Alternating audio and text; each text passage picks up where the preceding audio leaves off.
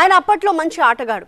Bat పట్టుకున్నాడంటే ఫీల్డర్స్కి అందకుండా బాల్ని బౌండరీకి తరలించేవారు. ఆ తర్వాత ఆటల నుంచి మెల్లగా రాజకీయాల్లోకి వచ్చి లీడర్ అయ్యారు. ఇటీవల ఉప ఎన్నిక పుణ్యమా అని ఏకంగా మంత్రి అయిపోయారు కూడా. కానీ ఇప్పుడు ఆ పదవి ఉంటుందా ఊడుతుందా అనే టెన్షన్ ఎక్కువైపోతోందట. అవుట్ అవుతారా లేక క్రీజ్లో నిలదొక్కుంటారా అనే టెన్షన్ పెరిగిపోతోంది. అజర్ను వెంటాడుతున్న పదవి గండం, ముంచుకొస్తున్న 6 నెలల గడువు. అయితే అసెంబ్లీ లేదంటే మండలి, చట్టసభలకు దారి కనిపించట్లేదా?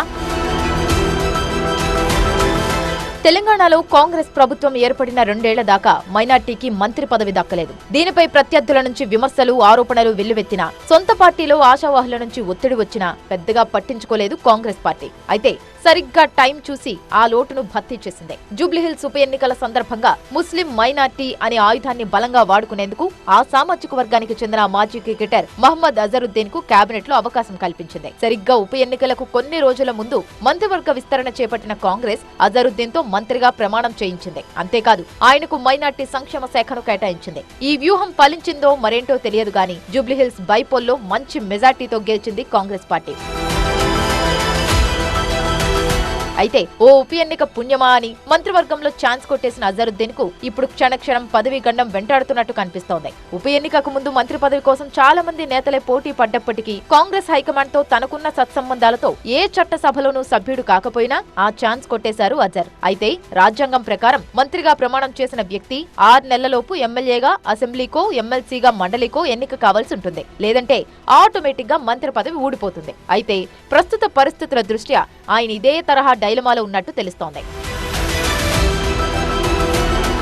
ఇప్పుడు రాష్ట్రంలో ఎమ్మెల్సీ పదవులు భర్తీ చేసే పరిస్థితి కనిపించడం లేదు. దీంతో అజరుద్దీన్ ను చట్టసభలకు ఎలా పంపిస్తారు అన్నదే చర్చనీయాంశంగా మారింది. మైనార్టీ కోటాలో పదవిని కట్టబెట్టి అజర్ కేబినెట్ లోకి తీసుకున్న రేవంత్ సర్కార్ ఏం చేయబోతుంది అన్నదే ఇప్పుడు హాట్ టాపిక్. అయితే ఇక్కడ కొన్ని ఆప్షన్స్ కనిపిస్తున్నా అవి ఎంతవరకు ఫలిస్తాయి అనేది చెప్పలేని పరిస్థితి. అసెంబ్లీ ఎన్నికల్లో విజయం దక్కించుకొని ప్రభుత్వాన్ని ఏర్పాటు చేసిన కాంగ్రెస్ గవర్నర్ కోటాలో 2 నాయకుల పేర్లను ఎమ్మెల్సీలుగా నామినేట్ చేసింది. ఇందులో ఒకరు ప్రొఫెసర్ కోదండరాం కాగా మరొకరు అమీర్ అలీ ఖాన్. అయితే వీరి నియామకంపై కూడా ఇప్పటికీ సందిగ్ధత కొనసాగుతోంది. ఎందుకంటే ప్రభుత్వం పడిపోవడానికి ముందు బీఆర్ఎస్ పార్టీ ఇదే గవర్నర్ కోటాలో దాసోజు శ్రవణ్, సత్యనారాయణలను ఎమ్మెల్సీలుగా నామినేట్ చేసింది. కానీ నాటి గవర్నర్ తమిళిసై వారిని తిరస్కరించారు. అయితే ఇదే స్థానాల్లో మరో 2 పేర్లను కాంగ్రెస్ ప్రభుత్వం నామినేట్ చేయడంపై సుప్రీంకోర్టు తలుపు తట్టారు శ్రవణ్, సత్యనారాయణ. ఈ అంశంలో ఇరు వర్గాల వాదనలు విన్న సుప్రీం ఎమ్మెల్సీలుగా కోదండరాం, అమీర్ అలీ ఖాన్ల ఎంపికను రద్దు చేసింది. అయితే సరిగ్గా జూబ్లీహిల్స్ ఉప ఎన్నికల సమయంలో కోదండరాం పేరుకు అమీర్ అలీ ఖాన్ స్థానంలో అజరుద్దీన్ పేరును జత చేసిన కాంగ్రెస్ ప్రభుత్వం మరోసారి గవర్నర్ కోటాలో ఎమ్మెల్సీలుగా నామినేట్ చేసింది. అయితే వీళ్ల నియామకాలకు సంబంధించి సుప్రీంకోర్టు నుంచి ఇంకా ఫైనల్ డెసిషన్ రాలేదు కాబట్టి, అది ఎలాంటి నిర్ణయం వస్తుందో తెలియదు కాబట్టి ఈ రకంగానూ అజర్కు చట్టసభలోకి అడుగుపెట్టే అవకాశం లభించకపోవచ్చు అన్న వాదన వినిపిస్తోంది. పోనీ ఉన్న ఎమ్మెల్సీల్లో ఎవరిదైనా ఈ 6 నెలల గడువులో పదవి కాలం ముగిసిపోయేలా ఉందా అంటే అది కనిపించడం లేదు. బలవంతంగా ఎవరితోనూ రాజీనామా చేయించే పరిస్థితులు కూడా ఇప్పుడు కనిపించడం లేదు. పోనీ ఏ ఎమ్మెల్యేతోనైనా రాజీనామా చేయించి అజర్ను పోటీ చేయిద్దామనుకుంటే ఎమ్మెల్సీ పదవులే వదలని నేతలు ప్రస్తుత పరిస్థితుల్లో పదవిని త్యజిస్తారా అన్నది అనుమానమనే చెప్పాలి. దీంతో ఇప్పట్లో అజరుద్దీన్ కు ఎమ్మెల్సీగా గానీ, ఎమ్మెల్యేగా గానీ అవకాశం దక్కే పరిస్థితులు కనుచూపు దూరంలో లేవని రాజకీయ వర్గాలు అభిప్రాయపడుతున్నాయి. ఎమ్మెల్సీ కావాలన్నా అందుకోసం ఆయన వచ్చే ఏడాది నవంబర్ వరకు ఎదురు చూడాల్సి ఉంటుంది. రాజ్యాంగం ప్రకారం మంత్రిగా అజర్కు ఇప్పటికే 2 నెలల సమయం గడిచిపోయింది. చేతిలో మరో 4 నెలల సమయం మాత్రమే మిగిలింది. ఆలోపు 2 ఎమ్మెల్సీల విషయమై సుప్రీంకోర్టు తీర్పు అనుకూలంగా వస్తే సరి, లేదంటే అజరుద్దీన్ కు పదవి గండం తప్పకపోవచ్చు.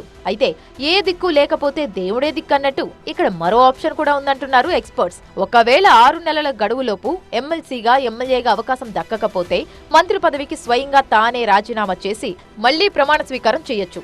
ఏ రకంగానూ ఆయనకు చట్టసభకు ఎన్నికయ్యే ఛాన్స్ దొరక్కపోతే మాత్రం చివరి అస్త్రంగా ఇదే ఉపయోగిస్తారేమోనన్న చర్చ జరుగుతోంది. అసలే మైనార్టీలకు చాలా ఆలస్యంగా కేబినెట్ లోకి తీసుకున్నారన్న అభిప్రాయం ఆ వర్గంలో ఉంది. ఇలాంటి పరిస్థితుల్లో అజర్ పదవిపై కత్తి వేలాడుతుందనే ముచ్చట సహజంగానే ముస్లిం మైనార్టీ వర్గంలో గందరగోళానికి దారితీసే అవకాశం ఉంది. మరి అజారుద్దీన్ ను పదవీ గండం నుంచి తప్పించేందుకు సీఎం రేవంత్ రెడ్డి సహా పార్టీ పెద్దలు ఎలాంటి వ్యూహంతో ముందుకు వెళ్తారు అన్నదే ఇప్పుడు పొలిటికల్ గా ఆసక్తి రేపుతోంది. సుప్రీంకోర్టులో ఎమ్మెల్సీ పదవుల విషయంలో తీర్పు తేడా వస్తే మాత్రం అజర్ పదవి ఊస్ట్ కాక తప్పదని ఆయనతో పోటీపడి ఓడిన సొంత పార్టీ ఆశావహులే గుసగుసలాడుకుంటున్నారట. అయితే ఇప్పటికే బీఆర్ఎస్ నుంచి కాంగ్రెస్ లోకి వెళ్లాలని భావిస్తున్న ఓ ఎమ్మెల్సీ తన పదవికి రాజీనామా చేసే ఆలోచనలో ఉన్నట్లు సమాచారం. ఒకవేళ గవర్నర్ కోట ఎమ్మెల్సీలకు సుప్రీం నుంచి క్లియరెన్స్ రాకపోతే ఆ పదవికి అజారుద్దీన్ పేరును ఎంపిక చేసే అవకాశం ఉందన్న చర్చ కూడా జరుగుతోంది. మరి ఈ గేమ్ చేంజర్ పొలిటికల్ లైఫ్ ఏ టర్న్ తీసుకుంటుందో చూడాలి.